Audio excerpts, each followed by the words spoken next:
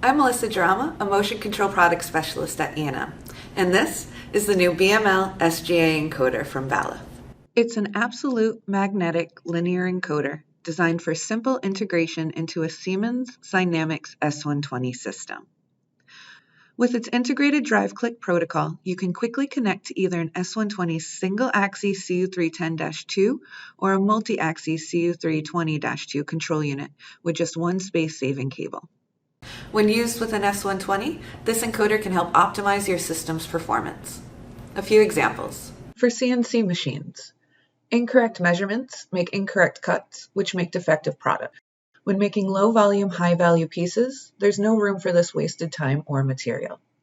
This BML encoder can be used to verify that your piece is installed in the correct position at startup, so that your cuts occur where they are supposed to.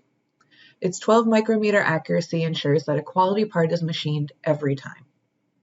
For production machines, if a fast-paced, high-volume machine is not properly aligned after a changeover, you can end up with thousands of wasted parts before this is noticed and corrected. Manual measurements and adjustments can only be so accurate, but in combination with this encoder, you can verify all changeover points are set to the correct position and that you are ready to run without risking waste. The S120 system will continuously check the measurement quality and be on the lookout for mechanical shift during operation, for quality assurance throughout the entire production run. It can even help with overhead cranes or gantries. If they have runoffs, they have the risk that the moving system could fall off the track and be of significant harm to product or personnel. This encoder provides accurate position feedback and can make sure end-of-travel limits are never exceeded for tracks up to 48 meters long. And that's just a few examples of where this encoder can be used. But pretty much, if you need linear measurements to have absolute accuracy, this could be the encoder for you.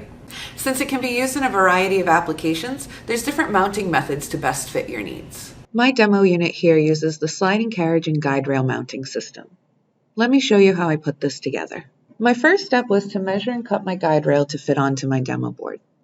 You can specify the exact length of guide rail that you'd like when you order, but I didn't, so I received the default 3-meter long length. From there, I mounted the guide rail onto the flat surface using 2 sets of mounting kits that had the screws and brackets I needed. Next, I measured and cut a length of measuring tape to match the guide rail. The front of the tape is very shiny. The other side of the tape is also shiny, but with a film.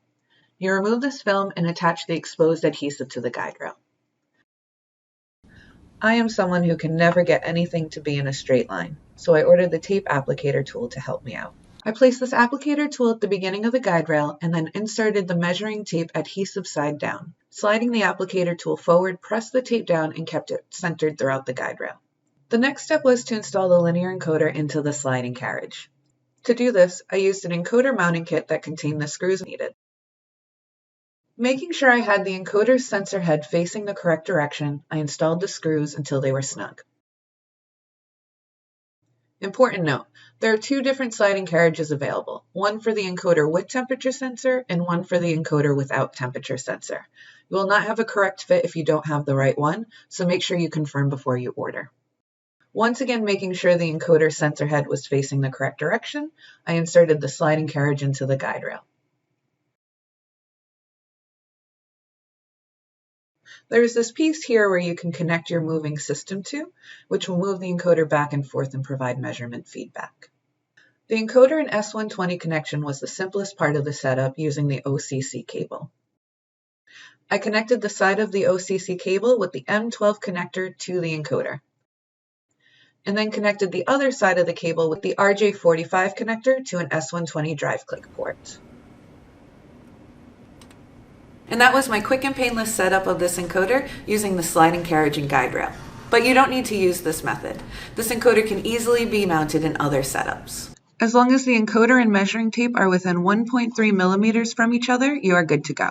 If you have any questions or would like any additional information, please reach out. We have product specialists both for Balluff and Siemens available to help.